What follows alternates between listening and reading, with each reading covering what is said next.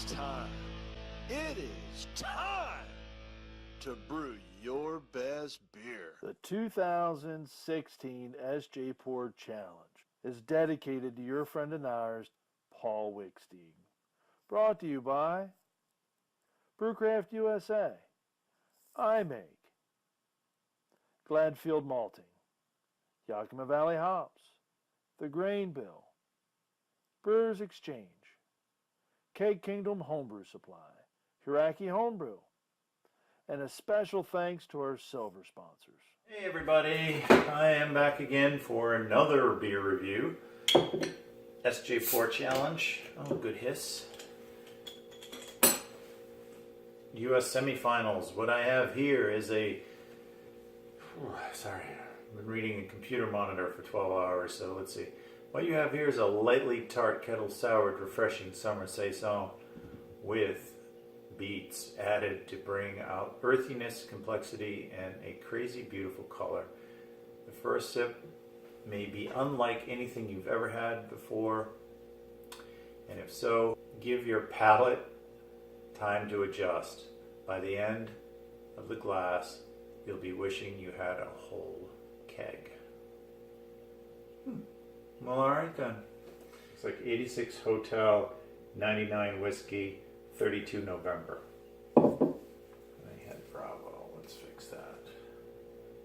Hotel. Alright, let's go for the pour. Here we go. Oh yeah. You know, I actually did see this reviewed. I think it was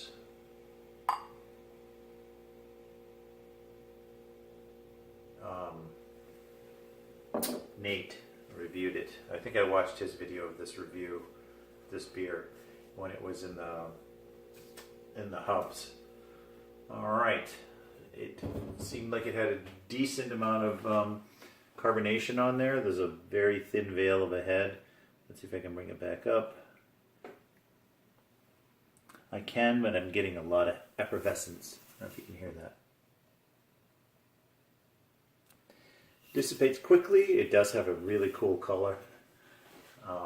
Smells good. I can smell what's coming off of it. It's unique. So there's an earthy tone there. I am definitely getting beets. You know, if it wasn't stated in there, what it was, I would have a hard time identifying. But now that I know, because otherwise I would probably lean towards rhubarb, perhaps. So I have a new phone. So I have the Samsung 7 Edge, and I'm doing my first recording on that. I wasn't sure if it was actually recording. 12 megapixel camera, so we'll see if that produces a better quality video. Anyway, the beer has a sweetness to it that I'm getting on the aroma, and I'd be darned if it didn't have a bit of rhubarb kind of smell to it. But there's definitely a lot of earthiness there. Okay, that's pretty much it. I'm getting some other kind of sour,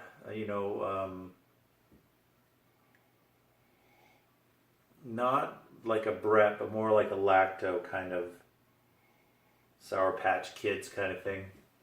But it's very faint. It's kind of dancing with the beets, perhaps, and that earthiness, and what I would suspect being almost rhubarb-like quality. Okay, let's go in for the taste.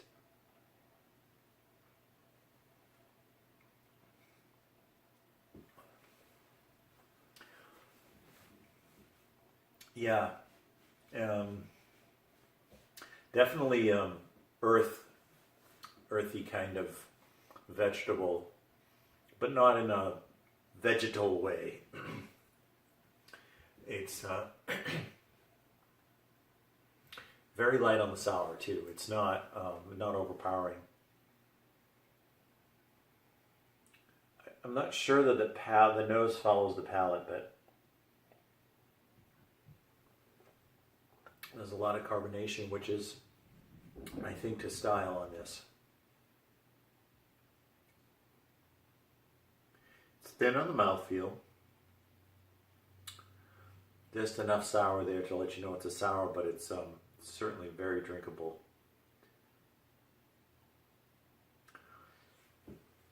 What a fantastic beer. I love it.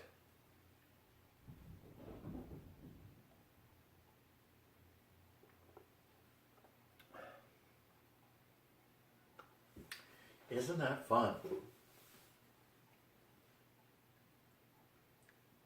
Oh, my goodness. All right, so I'm going to let that cool off a little bit. I'm going to play with the flavors and aromas here and see if I can get anything else off of this. Okay, I'm convinced you could call this a rhubarb beer, and anybody would buy it as a rhubarb beer. I honestly feel that you nailed a rhubarb beer. How perfect. So, has anybody ever tried to make a rhubarb beer before? It doesn't work out. I haven't had one that I liked by anyone, and my attempt was an absolute failure. But I wasn't thinking kettle sour. So rhubarb is sour. And if you can get it sweet enough with the sour, you have kind of a rhubarb beer that makes sense because rhubarb is, a bit sour. Not a bit sour, it can be sour, period. This gives you the color of rhubarb, the earthiness of rhubarb, and because it's a sour, gives you kind of a rhubarb kind of feel to it. Even though I know there's no rhubarb in there, my palate is telling me otherwise. The visual is telling me otherwise. You could have easily said, I put rhubarb, and this is a rhubarb kettle soured saison or Berliner Weiss. Either way, it would have fit the bill, and I would have said, nailed it. Really? Wow.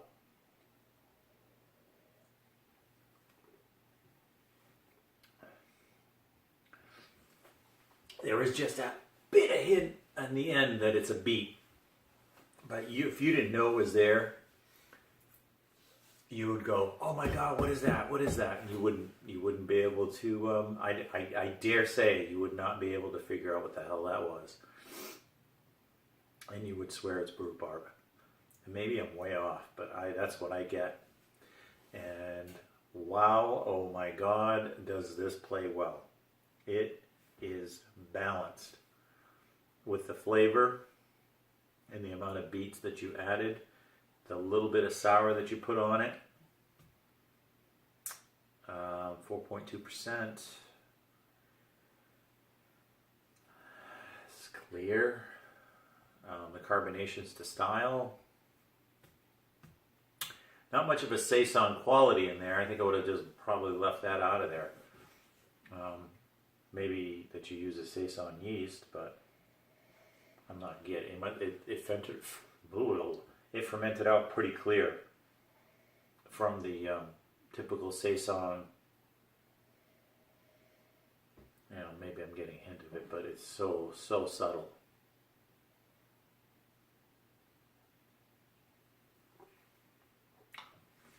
So the beer is a bit of a conundrum, I would say, if it was intentional and you knew it was going to come out like this. Freaking genius, dude. I don't know. I mean, who would have thought of that?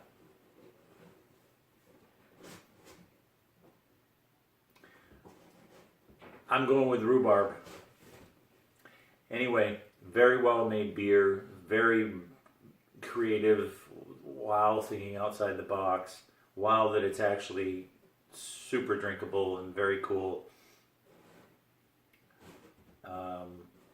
I can't say that I would change a thing on this. It's pretty special. It's pretty special. Wow.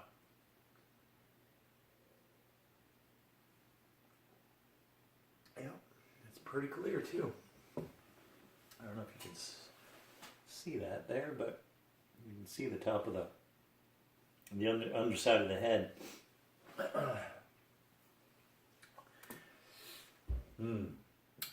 You're right. I want a keg of it. Cheers.